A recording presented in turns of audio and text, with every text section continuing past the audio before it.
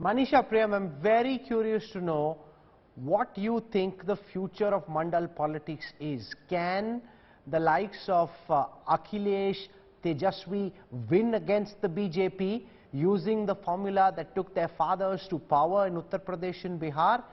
If not, what would it take? What form could Mandal politics take from here to be an electorally viable political formulation? So, hello. Yeah, go on, Manisha, I hear you. Can you hear me? I hear you well, ma'am. Yeah, I would like to begin by paying tribute to Mulayam Singh Yadav, and I would like to also differentiate Mulayam Singh Yadav purely from a formula of Mandal politics. Remember, there was a Mulayam before that, and there was a Mulayam after that, and Mulayam's politics meant many things. Mandal, of course, was that critical juncture when he reshaped the politics of the cow belt. Now, Mulayam Singh Yadav, first of all, meant one of the tall socialist leaders. Remember, the socialists were always many, plural faces. George Fernandez, Devi Lal, Mulayam Singh Yadav, all of them true Lohiyais, along with Karpuri Thakur.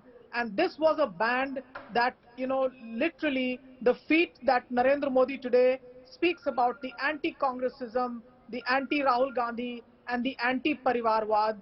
That's something that these leaders took to every home in the Hindi heartland. So even if in Bihar, for example, somebody may be voting the Congress party, you would find them easily slip into an anti-Congress dialogue.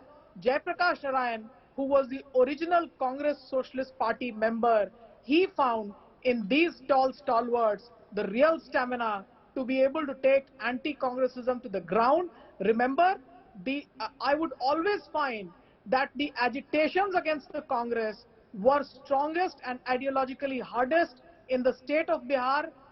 Unfortunately, very strongly, very poor and labor-oriented politics, but the ideology was put to scale in the state of Uttar Pradesh. So for Mulayam No, but Singh the Yadav, same mistakes that the Congress made were made by Mulayam and Lalu as well. If Congress was about dynasty, about corruption, they brought their own sons, made them in charge of their parties, and therefore the stalwarts of the Mandal movement ended up as poor replicas of the Congress. Everything that was wrong with the Congress ultimately became wrong with them too. So I think, first of all, let's call them the stalwarts of the anti-emergency movement, and then let's call them the reshaping of the arena with the Mandal movement. And I would concede very much the fact that the ideology literally tapered to an end when both of these tall leaders decided to anoint their families into power. But as far as Akhilesh Yadav was concerned, he had an agenda. He cycled through, crisscrossed through all of Uttar Pradesh. I remember very much the agenda of unemployment that he took up. But I think that remained a show that was limited to the 2012 elections. Beyond that, he was not able to towards a merger of Mandal politics and left politics, something that his father had very deftly combined to put the BJP at bay in the state of Uttar Pradesh. Rahul And Verma, I think let's look at it very practically. Can the Samajwadi Party or the RJD take on a BJP which encompasses the idea of Hindutva, and Hindutva being a larger umbrella for all Hindu communities, rather than the idea of subaltern politics as pushed by the likes of Lalu and Mulayam? See, I think the political situation in Bihar and in UP is different, especially after the JDU and RJD partnership. The life of Mandal might be slightly different in Bihar comparison to UP. But I think like what the panel is discussing, and I'm completely in agreement, that in classic sense, the Mandal politics is now, the days of Mandal politics is over.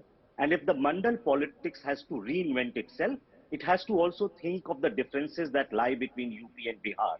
So in UP, you had a trajectory of Dalit politics. In Bihar, it was limited. In Bihar, you had EBC politics, which in case of UP is limited. BJP is much more stronger force in UP and sort of not that strong force in Bihar. So one, these two conditions are different. Second point, if the Mandal politics has to reinvent, it has to basically think the organizational question, as you mentioned, on the dynastic. Second, very, very important, it has to address the women question. Both mandal parties in UP and Bihar trail among women voters. And in the new scenario where BJP manages to take advantage among women voters, the mandal parties have to come up with an answer on that. And the third and most important point is that in 90s, when the mandal politics emerged, it emerged under a context of Congress decline. Two contradictory forces emerged, the mandal and kamandal, right? Now, if the mandal has to reinvent itself, it has to think in terms of rising Hindutva force, and it has to define on the question of Muslims how it is going to mobilize them.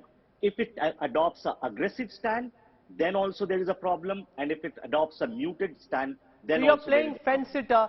Let me ask you to play political analyst and strategist. If you were to craft the strategy of these mandalite parties in Uttar Pradesh and or Bihar, what do you think they need to do to make it a winning combination, to be able to successfully take on the BJP? Do a Prashant Kishore for us. That's a very difficult task. Prashant Kishore also, I don't want to go on the PK route, but it's difficult. Like, political entrepreneurs can only capitalize situation when there is a situation to be capitalized.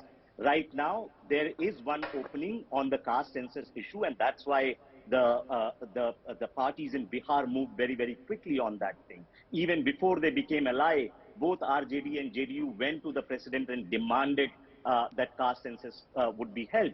But even when you mobilize the issue, it is not necessarily going to fall into the way you are thinking it is going to happen. There is going to be action and reaction. So as a political entrepreneur, if I have to think on the caste census, I have to think on the Muslim question, I have to think on the women question, and I have to also think about the organizational culture of my party.